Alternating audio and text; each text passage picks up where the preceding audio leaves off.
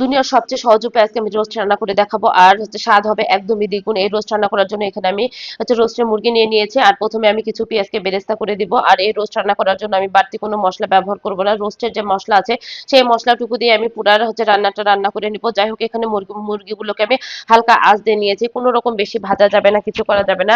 পেঁয়াজগুলো দিয়ে দিলাম, হচ্ছে রোস্টের মসলা দিয়ে দিলাম, সামান্য একটু আদা বাটা আর রসুন বাটা দিয়ে দিলাম।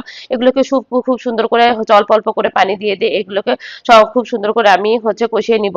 3-4 বার কষানোর পরে এখানে রোস্টের মুরগিটা আমি দিয়ে দিব। আচ্ছা, দিয়ে এটাকে একটু কষিয়ে নিব। কষিয়ে নেওয়ার পরে এর ভেতরে আমি দুধ দিয়ে দিব, হচ্ছে বেরেস্তা দিয়ে দিব আর 2-3টা সাদা এলাচ দিয়ে দিব।